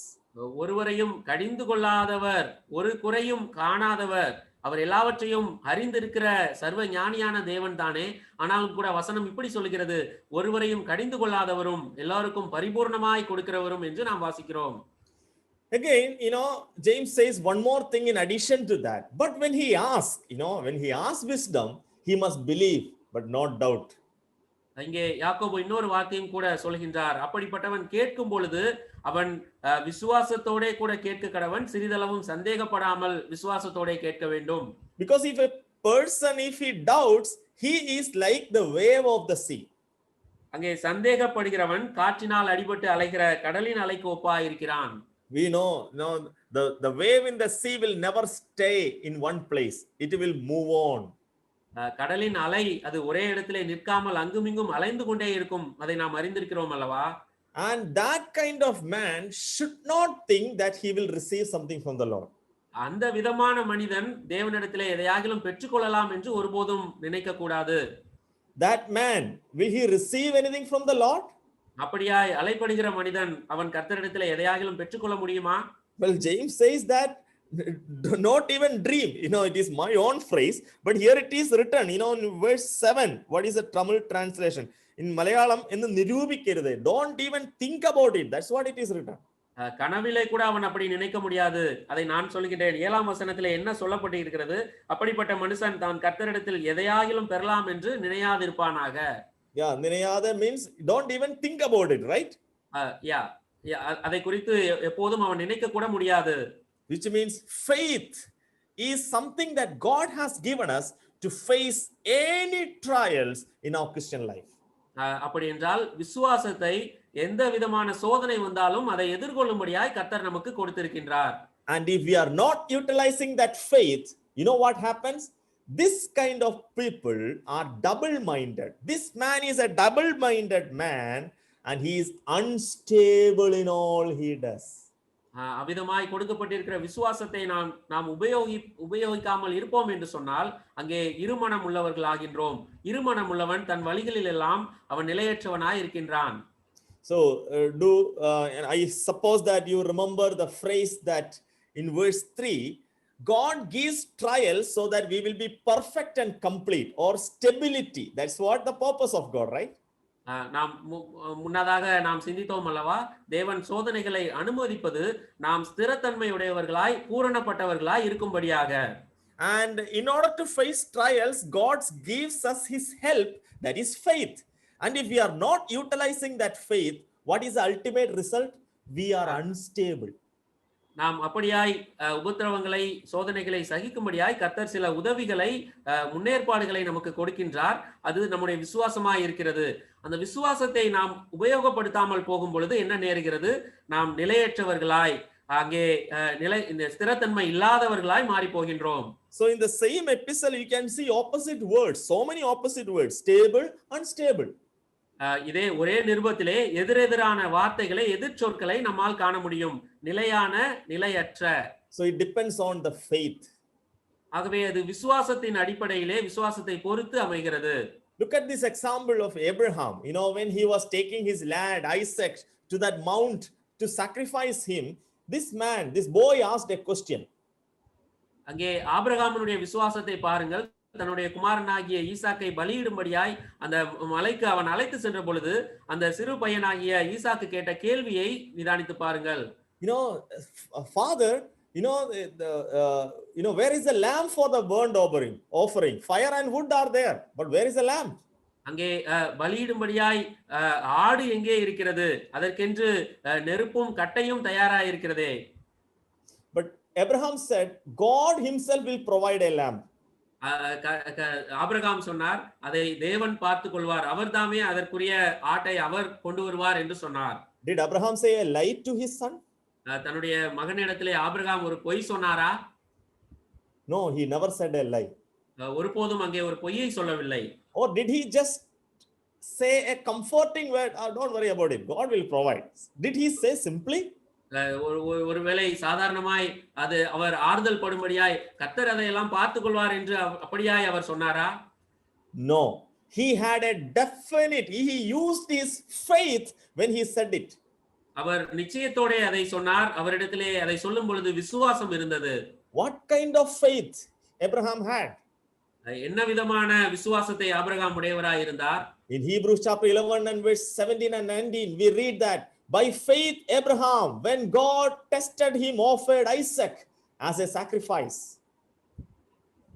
எபிரேயர் 11ஆம் அதிகாரம் 17-18 நாம் 17-19 வாசிக்கிறோம். மேலும் விசுவாசத்தினாலே Abraham தான் சோதிக்கப்பட்டபோது ஈசாக்கை பலியாக ஒப்புக்கொடுத்தான். And what was his faith when this boy asked? Or his answer came on the basis of his belief. What was his belief? அவருடைய பதில், அவருடைய நம்பிக்கை, அவருடைய விசுவாசத்தின் தாக்கத்திலிருந்து அது வெளியே வந்தது. அவருடைய விசுவாசமா என்ன இருந்தது? I wondered at his belief. அவருடைய நம்பிக்கையை குறித்து நான் ஆச்சரியப்படுகின்றேன். Abraham reasoned that God could raise the dead, and figuratively speaking, he did receive Isaac back from death, which means Abraham believed that God would give his son even if at all he gives him as sacrifice. அங்கே தனக்கு ஒரே பேரானவனையே பலியாக ஒப்பு கொடுத்தான். மரித்தோரிலிருந்து அவனை பாவனையாக திரும்பவும் பெற்றுக்கொண்டான். அதனுடைய அர்த்தம் என்னவென்றால், பலியாக நான் கொடுத்தாலும் எனக்கு ஒரு மகனை கர்த்தர் கொடுப்பார் என்று அவர் நம்பியிருந்தான். Oh, what a great faith Abraham had. ஆபிரகாமுடைய விசுவாசம் எவ்வளவு மேன்மையா இருக்கிறது. Which means God asked him to make his son as a burnt offering. அதனுடைய அர்த்தம், கர்த்தர் தன்னுடைய குமாரனையே அங்கே தகன பலியாக ஒப்பு கொடுக்கும்படியாய் அவர் கேட்டார். What is burnt offering? தகன பலி என்றால் என்ன? Even the single piece of flesh should be burned, and all the flesh should be burned into ashes. அங்கே சரீரத்தினுடைய ஒவ்வொரு பகுதியும் அங்கே சாம்பலாக்கப்பட வேண்டும். மாம்சம் முழுவதும் சாம்பலாய் அங்கே மாற்றப்பட வேண்டும். I have a son of 6-year-old. I thought about myself, how can I cut his neck and cut him into pieces and make a burnt offering? எனக்கு 6 வயது மகன் இருக்கின்றான். நான் நினைத்து பார்க்கிறேன், எப்படி என்னால் அப்படி செய்ய முடியும்? அங்கே கழுத்தை அறுத்து சிறு சிறு பகுதியாக எப்படி என்னால் அதை செய்ய முடியும்? செய்து என்னால் எப்படி தகன பலியாக அங்கே செலுத்தி இருக்க முடியும்? But when this boy asked, Abraham had this faith, my dear son, we both will go there. I will cut you into pieces, and I will give fire to your body, and I will see that each pieces are burned. இந்த சிறு பையன் கேட்ட பொழுது Abraham இப்படி சொல்லி இருப்பார், மகனே, நாம் இருவரும் அந்த மலைக்கு செல்லுகின்றோம். உன்னை நான் அங்கே துண்டம் துண்டமாக வெட்டி உன்னுடைய சரீரத்தை முழுவதும் நான் நெருப்புக்கு ஒப்புவித்து அப்படியாய் தகன பலியாய் கொடுக்க போகின்றேன். And he did not say to Isaac, but that was his belief. That was his thought when he said this answer. அதை அப்படியாக ஈசாக்கின் இடத்திலே சொல்லவில்லை. அதைத்தான் தான் நம்பி இருந்தான். அது நிமித்தமாகத்தான் ஈசாக்கின் இடத்திலே அப்படியாய் பதிலை சொன்னான். And Abraham, he thought, I would stand there, seeing that my son is being burned up and the ashes are remaining. Then God would appear from heaven and he would raise Isaac from that ashes. He would give me back. And in that way, my son, God will provide. Abraham இப்படியாய் அவர் நினைத்திருந்தார். நான் அங்கே சரீரம் முழுவதையும் நெருப்பினால் சுட கொடுத்து சாம்பலாய் மாறினதற்கு பின்பதாக அந்த சாம்பல் குவியலில் இருந்து கர்த்தர் என்னுடைய மகனை உயிரோடே கொடுக்க அவர் வல்லவராய் இருக்கின்றார். அந்த நம்பிக்கையிலே நான் இருக்கின்றேன். அப்படியாய் நான் ஈசாக்கை மறுபடியுமாய் பெற்றுக்கொள்வேன் என்று Abraham நினைத்திருந்தார். With that faith, he said to Isaac, God would provide. அந்த விசுவாசத்தோட கூட ஈசாக்கின் இடத்திலே சொல்கின்றார், அதை தேவன் பார்த்து கொள்வார் என்று. And when this boy and Abraham looked up there, he saw a lamb. God provided. அங்கே ஆபிரகாம் கண்ணோக்கி பார்த்த பொழுது தேவன் ஏற்கனவே அங்கே ஏற்பாடு செய்திருந்தார். அங்கே ஒரு ஆட்டுக்கடா சிக்கி இருந்தது. That is the undoubted faith in God. அதுதானே தேவனிடத்திலே சந்தேகப்படாத விசுவாசமாய் இருக்கிறது. So facing trials through divine provision, number one provision that every Christian has, that is faith. இவ்விதமாய் சோதனைகளை எதிர்கொள்ளத்தக்கதாக தெய்வீக ஏற்பாடுகள் உண்டு. அதிலே முதல் ஏற்பாடு என்னவென்றால் அது விசுவாசமாய் இருக்கிறது. Second provision is hope. இரண்டாவது ஏற்பாடு அது நம்பிக்கை. So here, from 9 to 11 we read other segment. Brother, can you just read that? 9ஆம் வசனம் முதல் 11ஆம் வசனம் வரைக்கும் அதனுடைய இரண்டாம் பகுதியை நாம் காண்கின்றோம். தாழ்ந்த சகோதரன் தான் உயர்த்தப்பட்டதை குறித்து மேன்மை பாராட்ட கடவன். ஐஸ்வர்யவான் தான் தாழ்த்தப்பட்டதை குறித்து மேன்மை பாராட்ட கடவன். ஏனெனில் அவன் புல்லின் பூவை போல் ஒளிந்து போவான். சூரியன் கடும் வெயிலுடன் உதித்து புல்லை உலர்த்தும் போது அதன் பூ உதிர்ந்து அதன் அழகான வடிவு அழிந்து போம். ஐஸ்வர்யவானும் அப்படியே தன் வழிகளில் வாடி போவான். Well, the word hope is not there at all, right? இங்கே நம்பிக்கை என்கிற வார்த்தை எங்குமே கொடுக்கப்படவில்லை, சரிதானே? But what is that scripture says there?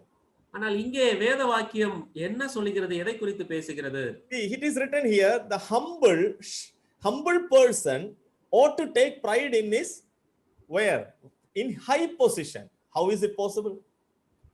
தாழ்ந்த சகோதரன் தான் உயர்த்தப்பட்டதை குறித்து மேன்மை பாராட்ட கடவன். And the rich person should take pride not in his richness but in the low position. ஐஸ்வர்யவான் தன்னுடைய ஐஸ்வர்யத்திலே மேன்மை பாராட்ட வேண்டும் என்று அல்ல, தான் தாழ்த்தப்பட்டதிலே அவன் மேன்மை பாராட்ட வேண்டும். What does it mean? அதனுடைய அர்த்தம் என்ன? He gives a short illustration that we just heard. Sun rises and the beauty of the plant is withered, so the rich man quickly withers away. அதற்கு வர்ணனையாக ஒரு சிறிய படத்தை நமக்கு காண்பிக்கின்றார். அங்கே சூரியன் கடும் வெயிலுடன் உதித்து புல்லை உலர்த்துகின்றது, அதன் பூ உதிர்ந்து அதன் அழகான வடிவு அழிந்து போம். ஐஸ்வர்யவானும் அப்படியே தன் வழிகளில் வாடி போவான். Okay, the simplest meaning of this verse is, see, the rich man and poor man both are there. அங்கே ஐஸ்வர்யவானும் தாழ்ந்த சகோதரன், ஒரு ஏழ்மையான மனிதனும் அங்கே இருக்கின்றான். The rich man, he should take pride in the low position, saying that his hope should be in God, that my richness is from God and God can take it away at any time. So my hope should not be in my richness, my hope should be in God. இங்கே ஐஸ்வர்யவானா இருக்கிற மனிதன் தான் தாழ்மைப்படுகிறதை குறித்து அவன் மேன்மை பாராட்ட வேண்டும், தன்னுடைய ஐஸ்வர்யத்திலே அல்ல. ஏனென்றால் தேவன் மேல்தான் நான் நம்பிக்கையா இருக்கின்றேன், அவர் நினைத்தால் இந்த ஐஸ்வர்யத்தை என்னை விட்டு எடுத்து போட முடியும், என்னுடைய நம்பிக்கை எல்லாம் அது தேவன் மீது இருக்க வேண்டும். And the poor man, he should have a hope in God that I always will not be in this way. Definitely there is a God who raised me up. So high position, he will raise me up. So hope in God. இந்த தாழ்ந்த சகோதரன் ஏழ்மையான மனிதன், அவன் எதிலே மேன்மை பாராட்ட வேண்டும்? தான் அங்கே உயர்த்தப்பட்டதை குறித்து மேன்மை பாராட்ட வேண்டும். ஏனென்றால் ஒரு தேவன் இருக்கின்றார், அவர் என்னை எப்பொழுது வேண்டுமானாலும் என்னை மேன்மைப்படுத்த முடியும், என்னுடைய நம்பிக்கை எல்லாம் அவர் மீது இருக்கிறது. So in both cases we see hope in God. ஆகவே இந்த இரண்டு நபர்களிடத்திலும் நம்பிக்கை அது தேவன் மேல் வைக்க வேண்டியதை நம்மால் உணர முடிகிறது. So here, in book of Daniel, there when these three men are placed in the fire, தானியேலின் புத்தகத்திலே அங்கே அந்த மூன்று நண்பர்களும் அவர்கள் நெருப்பிலே அங்கே தூக்கி எரியப்பட்ட பொழுது they said a testimony, to the king, if we are thrown into the blazing furnace, the God we serve is able to save us from it and he will rescue us from your hand. அங்கே அவர்கள் தேவனுக்கு சாட்சியா இப்படி சொல்கின்றார்கள், எரிகிற அக்கினியிலே நாங்கள் தூக்கி போடப்படுவோம் என்று சொன்னாலும் நாங்கள் ஆராதிக்கிற தேவன் அவர் எங்களை விடுவிக்க வல்லவராய் இருக்கின்றார். That was their faith. அதுதான் அவர்களுடைய விசுவாசமாய் இருந்தது. But they had a hope also. அவர்களுக்கு ஒரு நம்பிக்கையும் இருந்ததை நம்மால் அங்கே காண முடியும். Verse 18 there we read that, but even if he does not save us, we want you to know, O king, that we will not serve your God. அங்கே அவர் அப்படி எங்களை விடுவியாமற் போனாலும் ராஜாவாகிய நீர் அறிந்து கொள்ள வேண்டிய ஒன்று உண்டு, நீர் நிறுத்தின அந்த மற்ற தேவர்களையோ மற்ற தெய்வத்தின் அந்த சிலையையோ நாங்கள் ஒருபோதும் பணிந்து கொள்ள மாட்டோம் ராஜாவே என்று அவர்கள் சொல்கின்றார்கள். So God would save us from the fire, that is their faith. தேவன் அந்த அக்கினியிலிருந்து விடுவிப்பார், அது அவர்களுடைய விசுவாசமாய் இருக்கிறது. But if at all they are dying in the fire, they have a hope. அவர்கள் அப்படியே அக்கினியிலே அவர்கள் செத்து போக நேரிட்டாலும் கூட அவர்களுக்கு ஒரு நம்பிக்கை இருக்கிறது. That is what we see here. அதைத்தான் நாம் இங்கே பார்க்கின்றோம். Because they had faith and hope, they were able to face the fire. அவர்களுக்கு விசுவாசமும் நம்பிக்கையும் இருந்தபடியினாலே அந்த அக்கினியை அவர்களால் எதிர்கொள்ள முடிந்தது. My dear brothers and sisters, let us face the trials that God is allowing to our life with faith and hope. அருமையான சகோதர சகோதரிகளே, நம்முடைய வாழ்க்கையிலே கர்த்தர் அனுமதிக்கின்ற சோதனைகளை நாம் விசுவாசத்தோட நம்பிக்கையோட எதிர்கொள்ள கடவோம். And the last provision number 3 is love. மூன்றாவதாக தேவன் நமக்கு கொடுக்கிற உதவி, அவர் செய்திருக்கிற முன்னேற்பாடு, அது அன்பாய் இருக்கிறது. Shall we read verse 12? 12ஆம் வசனத்தை நாம் வாசிக்கலாம். சோதனையை சகிக்கிற மனுஷன் பாக்கியவான், அவன் உத்தமன் என்று விளங்கின பின்பு கர்த்தர் தம்மிடத்தில் அன்பு கூறுகிறவர்களுக்கு வாக்குத்தத்தம் பண்ணின ஜீவ கிரீடத்தை பெறுவான். So what is it written here? It is written here that the people who love God, they will receive a great reward. இங்கே தேவனிடத்திலே அன்பு கூறுகிறவர்கள் அவர்கள் பெரிதான நன்மையை ஜீவ கிரீடத்தை பெறுவார்கள் என்று எழுதப்பட்டிருக்கிறது. And the person who receives trials are a blessed man. And how can he overcome that trials? By loving God. சோதனையை சகிக்கிற மனுஷன் பாக்கியவான். எப்படியாய் அவனால் சகிக்க முடியும்? கர்த்தரிடத்திலே அன்பு கூறுகிறதுனாலே. Well, love can overcome anything in the world. அன்பு இந்த உலகத்திலே எப்பேற்பட்ட காரியத்தை ஆனாலும் அதனால் மேற்கொள்ள முடியும். One biblical example I can show you from Jacob's life. Jacob worked for Rachel, but he was cheated. For 7 years he worked there in Laban's house. அங்கே லாபானுடைய வீட்டிலே யாக்கோபு ராகேலுக்காக 7 வருடம் அவன் வேலை செய்தான். அங்கே அவன் ஏமாற்றப்பட்டான். And after that again he had to work for 7 years for Rachel. அங்கே இன்னொரு 7 வருடம் அவன் ராகேலுக்காக மறுபடியுமாய் அவன் வேலை பார்க்க வேண்டியதா இருந்தது. And the scripture says, so Jacob served 7 years to get Rachel, but they seemed like only few days to him because of his love for her. அங்கே வேதம் இப்படி சொல்லுகிறது, ராகேலுக்காக யாக்கோபு இன்னும் 7 வருடங்கள் வேலை பார்க்க நேர்ந்தது. ஆனால் அந்த நாட்கள் அந்த காலம் அவனுக்கு கொஞ்ச நாட்களாய் தோன்றினது.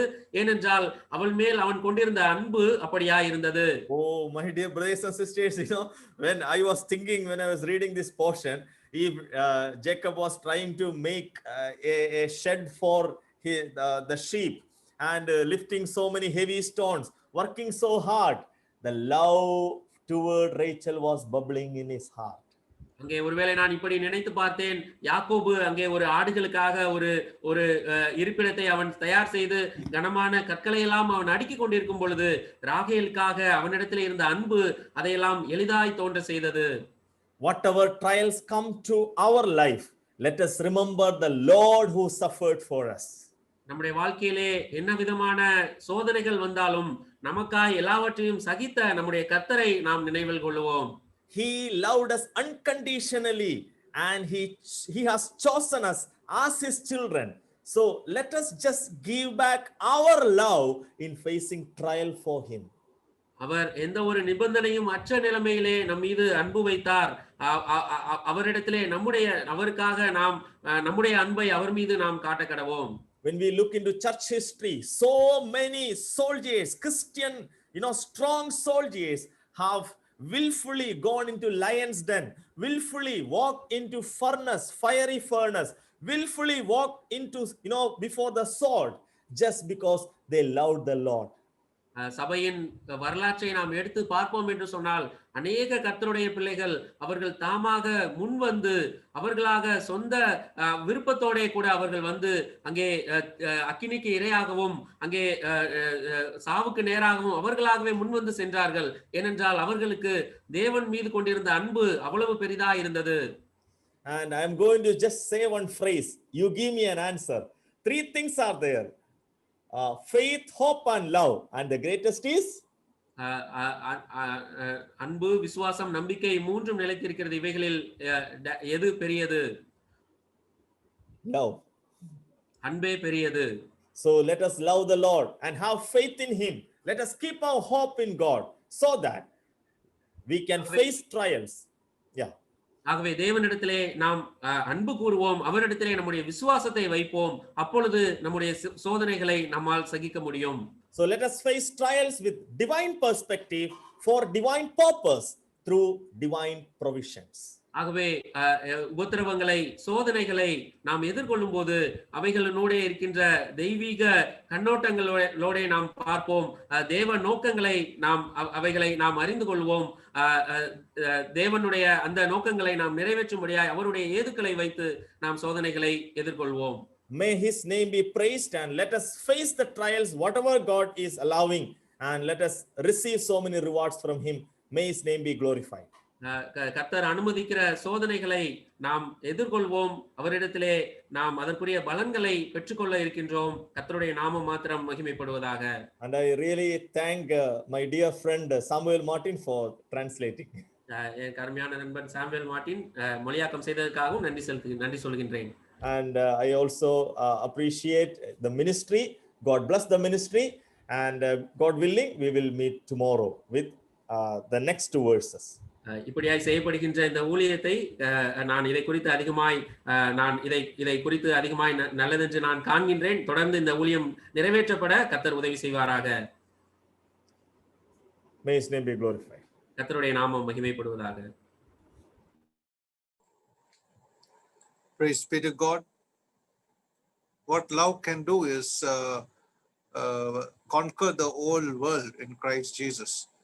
That's what we read in Romans chapter 8, verse 38 on 37 onwards.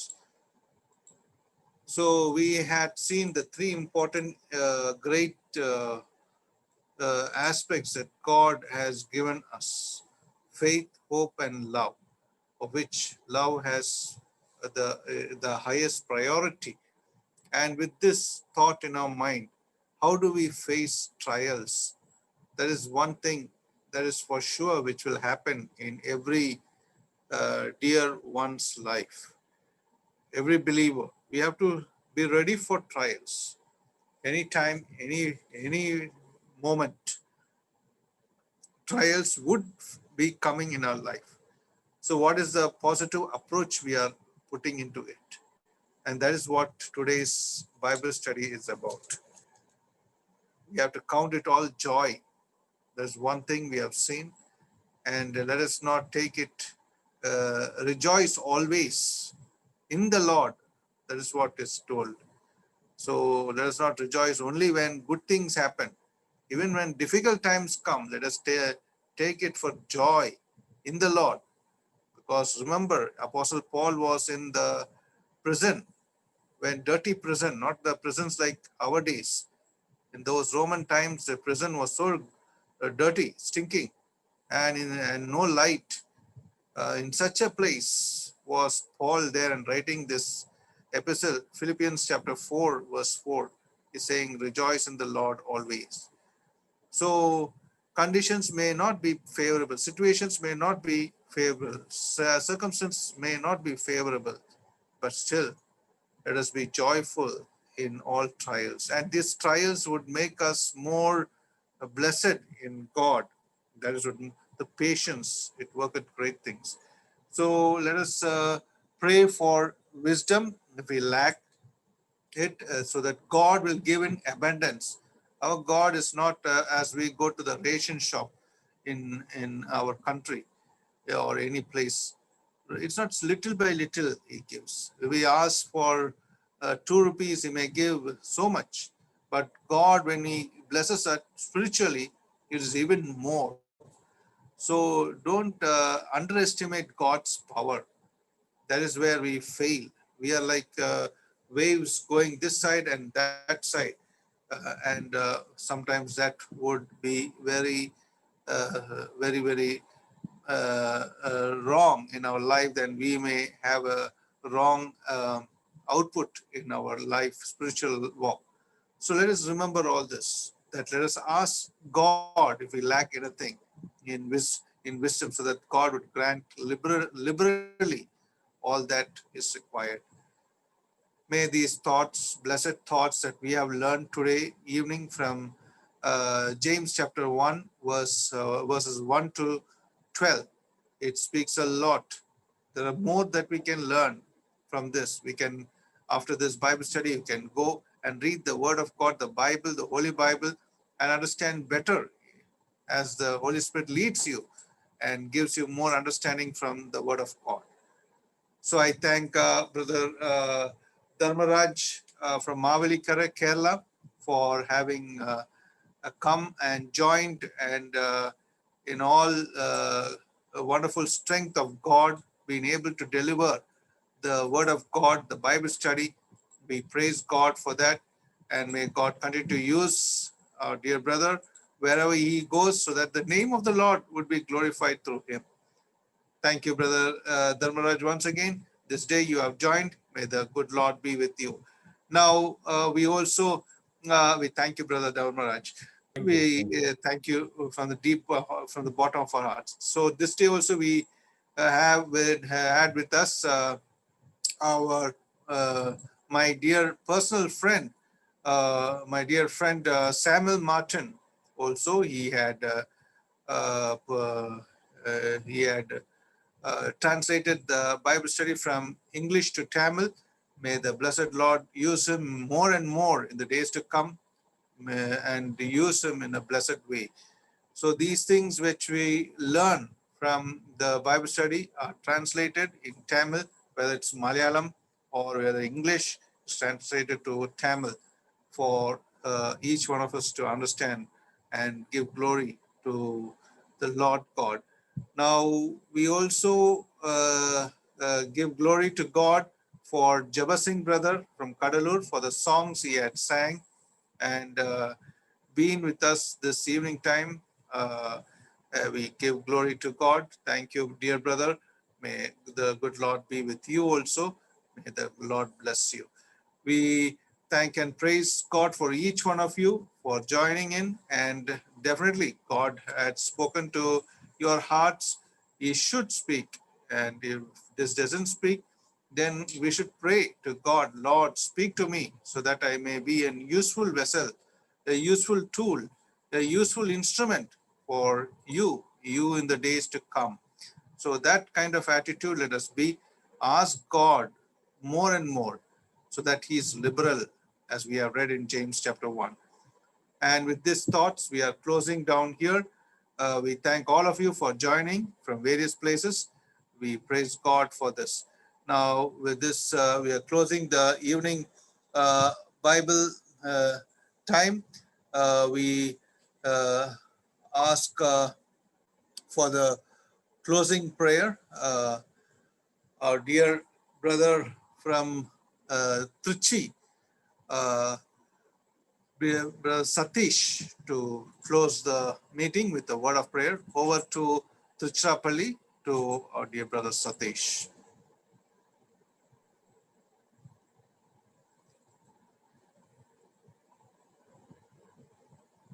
நாம் ஜெபம் பண்ணுவோம். கிருபையில் ஐஸ்வர்யமுள்ள எங்கள் பரலோக பிதாவே, உம்முடைய கிருபைகளுக்காக நன்றி செலுத்தி துதிக்கிறோம், ஸ்தோத்திரிக்கிறோம். ஆண்டவரே, நீர் இம்மட்டுமாக நீர் எங்களோடு பேசின வார்த்தைகளுக்காக உமக்கு ஸ்தோத்திரம் செலுத்துகிறோம். ஆண்டவரே, நீர் ஆளுகை செய்கிறவராக இருக்கிறீர். எங்களுடைய எல்லா சூழ்நிலைகளையும் ஆளுகை செய்கிறவராக இருக்கிறீர்.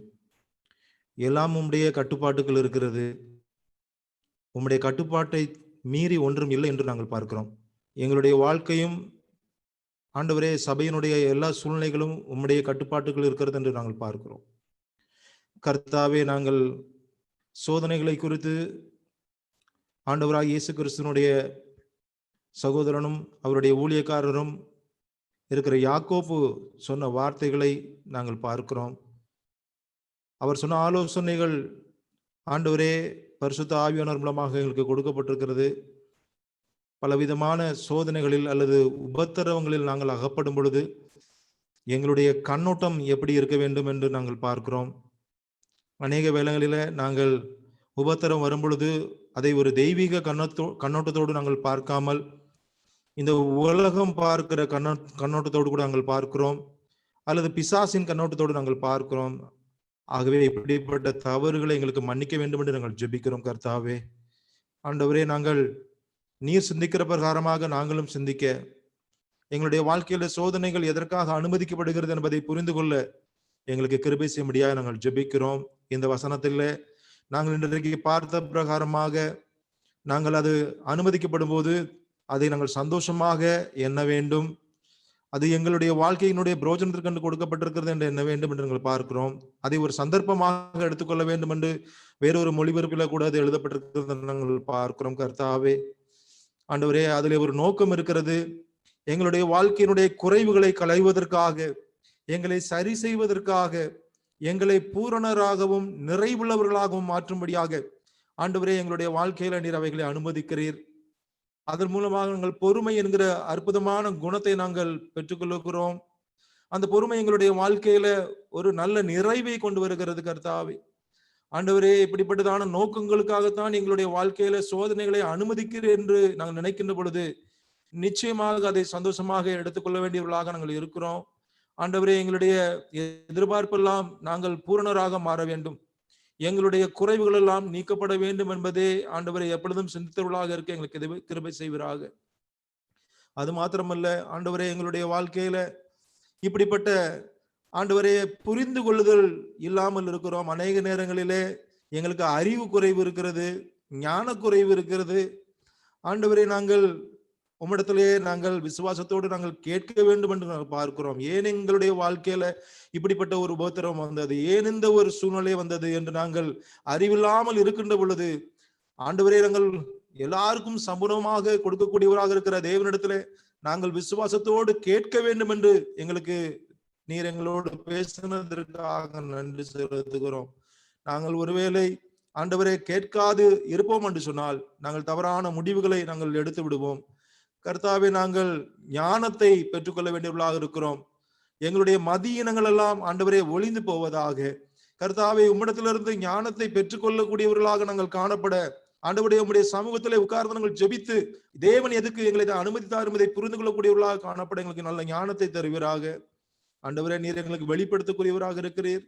ஆண்டவரே, இவ்விதமான பயிற்சிகள், இவ்விதமான ஒரு ஒழுக்க முறைகள் எங்களுடைய வாழ்க்கையில காணப்பட உதவி செய்யும். அதற்காக நீர் கொடுத்திருக்கக்கூடியதான அளவிட முடியாத வளங்களுக்காக சோத்திருக்கிறோம். there are so many divine provision ஆண்டவரே நீர் கொடுத்திருக்கிறீங்க. ஆண்டவரே, அந்த வளங்கள் எல்லாம், ஆவிக்குரிய வளங்கள் எல்லாம் நாங்கள் பயன்படுத்த எங்களுக்கு உதவி செய்யும். ஆண்டவரே, நீர் எங்களுக்கு கொடுத்திருக்கக்கூடிய விசுவாசம், ஆண்டவரே எங்களுக்கு கொடுத்திருக்கக்கூடிய நம்பிக்கை, ஆண்டவரே எங்களுக்கு கொடுத்திருக்கக்கூடிய ஆண்டவரே அன்பு, இவைகளின் மூலமாக நாங்கள் எங்களுடைய வாழ்க்கையில எந்தவித சோதனைகளிலும் நாங்கள் முன்னேறி செல்ல முடியும் என்று நாங்கள் பார்க்கிறோம். நாங்கள் அவைகளை ஜெயங்கொள்ள முடியும் என்று நாங்கள் பார்க்கிறோம். நாங்கள் பார்த்தது போல ஆண்டவரே, தானியேலுடைய வாழ்க்கையில அவர் நம்பிக்கையிலே ஆண்டவரே சிறந்தவராக இருந்தபடினாலே அவர் வெற்றி கொண்டார்கள். ஆபிரகாமுடைய வாழ்க்கையில அவர் விசுவாசத்தோடு கூட இருந்ததினாலே அவர் வெற்றி பெற்றார். யாக்கோபுடைய வாழ்க்கையிலே அந்த 7 வருஷ அனுபவங்கள் அவருக்கு மிக பெரிதாக தெரியவில்லை. ஏனென்றால் அவர் அதிகமாக அவர் ராகேலை நேசித்தார் என்று நாங்கள் பார்க்கிறோம். ஆண்டவரே, நாங்களும் உண்மை அதிகமாக நேசிப்போம் என்று சொன்னால், நாங்களும் உண்மை அதிகமாக உண்மை தேடுவோம் என்று சொன்னால், உம்மீது உள்ள அன்பு நிமித்தமாக எவ்வளவு பெரிய கஷ்டங்களையும் பாடுகளையும் நாங்கள் சகிப்பதற்கு ஆண்டவரே ஆயத்தம் உள்ளவர்களாக நாங்கள் இருப்போம் என்று பார்க்கிறோம். எங்கள் ஆண்டவராய் இயேசு கிறிஸ்து நாங்கள் இந்த இடத்துல நாங்கள் நினைத்து பார்க்கிறோம். எங்கள் ஆண்டவராய் இயேசு கிறிஸ்துனுடைய வாழ்க்கையில முழுவதும் பாடுகளும் கஷ்டமுமாக இருந்தது. எங்கள் ஆண்டவராய் இயேசு கிறிஸ்து தன்னையே அவர் ஒப்பு கொடுத்தவராக விசுவாசத்தோடு முன்னேறி சென்றார். தன்னையே அவர் ஒப்பு கொடுத்தவராக நம்பிக்கையோடு முன்னேறி சென்றார். தன்னையே ஒப்பு கொடுத்தவராக பிதாவின் மீது உள்ள அன்பினாலே கடந்து சென்றார். நீங்கள் பார்க்கிறோம். எங்களுக்காக முன்வைத்திருக்கிற அருமையான ஆண்டவராய் இயேசு கிறிஸ்துனுடைய முன் மாதிரிக்காக ஸ்தோத்திரம் செலுத்துகிறோம். ஆண்டவரே, நாங்கள் ஒரு வெற்றி உள்ள கிறிஸ்துவ வாழ்க்கை வாழும்படியாக, நாங்கள் ஒரு பூரணமான ஒரு கிறிஸ்துவ வாழ்க்கை வாழும்படியாக எங்களுக்கு கொடுக்கப்பட்டிருக்கிறதான இந்த வேத வார்த்தைகளுக்காக ஸ்தோத்திரம் செலுத்துகிறோம். ஆண்டவரே, எங்களுடைய பாடுகளின் மத்தியிலே, உபத்திரவங்களின் மத்தியிலே, சோதனைகளின் மத்தியிலே நாங்கள் எப்பொழுதும் இவைகளையே சிந்தித்துக் கொண்டிருக்க உதவி செய்யும். ஆண்டவரே, நாங்கள் நீர் எங்கள் மீது அன்பு வைக்கிறபடினாலே, உம்முடைய அன்பினாலே நாங்கள் எல்லாவற்றையும் முற்றுமுடிய ஜெயங்கொள்கிறோம் என்று நாங்கள் வாசிக்கிறது போல எங்களுடைய வாழ்க்கையில இந்த விசுவாசம், ஆண்டவரே நம்பிக்கை, இவைகளிலே அன்பு சிறந்ததாக இருக்கிறது என்று நாங்கள் பார்த்து முடித்தோம். ஆகவே எங்களுடைய வாழ்க்கையில ஆண்டவர் இன்னும் அதிகமாக நேசிக்க உதவி செய்வீராக. ஆண்டவர் உமக்காக ஆண்டவரை இன்னும் அதிகமாக தியாகங்களை, ஆண்டவரை இன்னும் அதிகமான அர்ப்பணிப்பு வாழ்க்கைகளை நாங்கள் செய்ய எங்களுக்கு உதவி செய்ய முடியாது நாங்கள் ஜெபிக்கிறோம். இந்த அருமையான நேரத்துல அருமையான சகோதரர் கொடுத்த செய்திகளுக்காக நன்றி செலுத்துகிறோம். ஆண்டவரே, அருமையான தர்மராஜபுரம் மாவலிக்கரையிலிருந்து ஆண்டவரே உம்முடைய வசனங்களை அருமையாக ஆண்டவரே எக்ஸ்போசிட்டரி அளவுல பிரித்து எடுத்து அருமையான நிலைமையில அவர் விளக்கி கொடுத்ததை நாங்கள் பார்க்கிறோம். எங்களுக்கு நன்றாக புரிந்தது. ஆண்டவரை புரிய வைத்ததற்காக ஸ்தோத்திரம். ஆண்டவரே, அருமையான சகோதரனை ஆசீர்வதிப்பீராக, அவருடைய ஊழியங்களை ஆசீர்வதிப்பீராக, அவருடைய குடும்பங்களை நேர் ஆசீர்வதிக்கும்படியாக ஜெபிக்கிறோம். இன்னும் அநேகருக்கு தெளிவான விதத்திலே பயன்படுத்தும்படியாக உம்முடைய பரிசுத்த ஆவியானவராலே நிரப்ப வேண்டும் என்று நாங்கள் ஜெபிக்கிறோம். ஆண்டவரே, இன்னும் அதற்காக இந்த ஆரம்ப நிலைமையில ஆண்டவரே பாடல்களை பாடின அருமையான ஜெபசிங் பிரதற்காக ஜெபிக்கிறோம். ஆண்டவரே, அவருக்காக நாங்கள் துதிக்கிறோம். நல்ல பால் தாளங்கள், இசை தாளந்துகளை கொடுத்திருக்கிறீர். ஏனும் பரிசுத்த ஆவியானவராலே நிரப்பப்பட்ட நிலைமையில இன்னும் இந்த காரியங்களை செய்யத்தக்கதாக நீர் உதவி செய்ய வேண்டும் நாங்கள் ஜெபிக்கிறோம் கர்த்தாவே. அருமையாக மொழிபெயர்த்தான அருமையான சகோதரருக்காக ஜெபிக்கிறோம். சகோதரனை கூட ஆண்டவரை பலப்படுத்தும் அருமையாக நீர் கொடுத்த தாளந்துகளுக்காக நன்றி செலுத்துகிறோம். ஆண்டவரை இன்னுமாக அந்த சகோதரனை இன்னும் அதிகமாக பயன்படுத்த வேண்டும் என்று நாங்கள் ஜெபிக்கிறோம். இம்மட்டுமாக இந்த வேத ஆராய்ச்சியை நடத்தி கொண்டிருக்கிற அருமையான சந்தோஷ் ஜான்சன் பிறகாக அவருடைய குடும்பத்திற்காக ஜெபிக்கிறோம். ஆண்டவரை அநேகருக்கு ஆசீர்வாதமாக இருக்கிறது, அநேகர் உயிர்ப்பிக்கப்படுகிறார்கள். ஆண்டவரை இந்த ஊழியத்தை இன்னும் ஆசீர்வதிக்க வேண்டும் என்று நாங்கள் ஜெபிக்கிறோம் கர்த்தாவே. எங்களை தாழ்த்துகிறோம், எருமையாக்குகிறோம். கர்த்தாவே, இந்த ஊழியத்தை இன்னும் எடுத்து சொல்லும்படியாக நாங்கள் மன்றாடி கேட்டுக்கொள்கிறோம் கர்த்தாவே. எங்களை தாழ்த்தி வெறுமையாக்கினவர்களாக, எங்களுடைய இணைப்புகள் எல்லாம் சரியாக இருந்ததற்காக நன்றி செலுத்தினவர்களாக, கர்த்தரும் அருமரட்சகருமாயிருக்கிற ஆண்டவராகிய இயேசு கிறிஸ்துவனுடைய விலையேறப்பட்ட நாமத்தினாலே ஜெபிக்கிறோம் எங்கள் நல்ல பிதாவே. ஆமென். May the grace of the Lord Jesus Christ, the love of God the Father, and the fellowship of the Holy Spirit be with each one of us now and forevermore. Amen.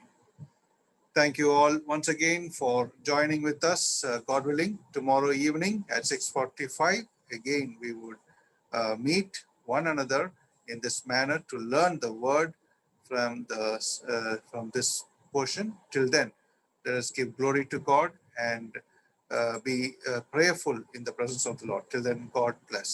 Thank you very much.